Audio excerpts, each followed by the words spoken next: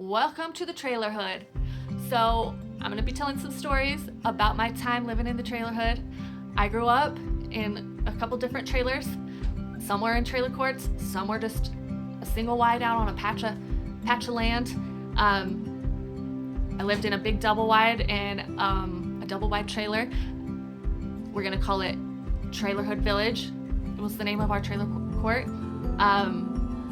When you live in a trailer court, you're in your own little cocoon, a little community within a bigger community of the city. You're your own little subculture inside, and everybody knows everybody's business. You can't keep that quiet. Them trailer walls are thin, and you know what's happening 2 trailers down. At the same time, do you know your dinner's done? You can smell it over there. Everyone knows everybody's business, which is good and bad.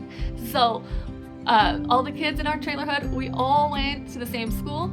The bus would pick us up. We had 2 bus stops, first bus stop, second bus stop. Everyone would head down, get on the bus, go to school, get dropped off. We would all walk home together up to our houses, and we'd get to the bus stop every morning together. At night, we'd see each other's dads get arrested for fighting each other, for doing this and that, and we'd be like, oh, so-and-so's cops are down at trailer 109 down there I bet he's getting arrested again. And everyone would come out and act like they were working in their yard to see. They're vacuuming their lawn, looking out, sitting on their porch, just watching to see what was going down and have an opinion on it. And they'd butt into the cops every so often and say, well, I saw this and that. And the cops would be like, go back to your house. Go back to your house. You'd be out playing night games or hanging out, and you'd see so-and-so's, the neighbor down the street's mom come stomping up, and you'd say, hey, Kevin, your mom's coming. You better come out. You're in big trouble.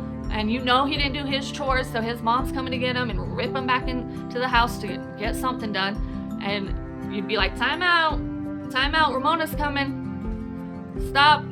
You better get in there and get them dishes done. And you'd just start playing your game. Truck would go by, you play times, truck drives by, and then you're back in. We would play things like capture the flag, steal the bacon, cops and robbers, kick the can. We had all sorts of fun neighbors. Some were really not so fun. We'd have to knock on everyone's door to see if we could use their yard during the night games. And if they said yes, when we'd all meet together, we'd say whose house was available and whose yard wasn't available, and which were out of bounds. We're not allowed to go in the Galloway's yard because they have their nice flowers and they don't want us traipsing through. So we have to go in someone else's yard. We had lots of fun neighbors that were helpful and kind.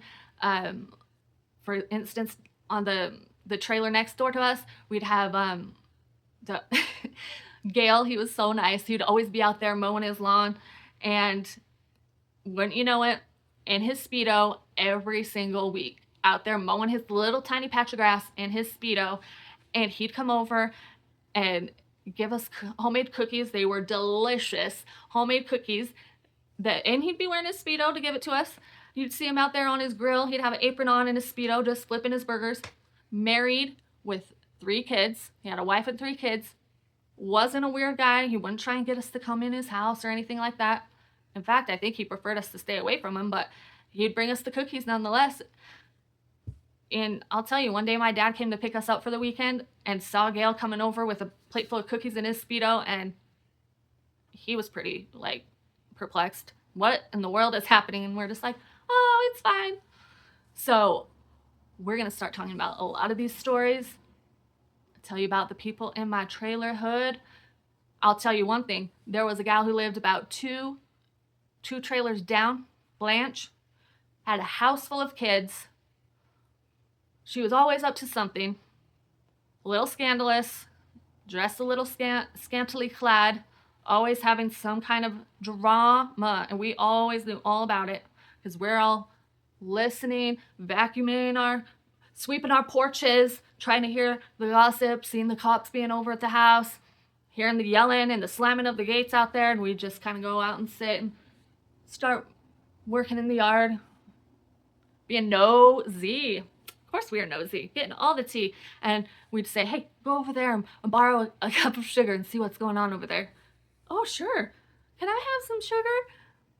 Okay, looks like there was 2 guys. They were both fighting over that lady. And here's the sugar. We didn't need no sugar. We're trying to get the tea, the gossip. Stay tuned. I got more for you.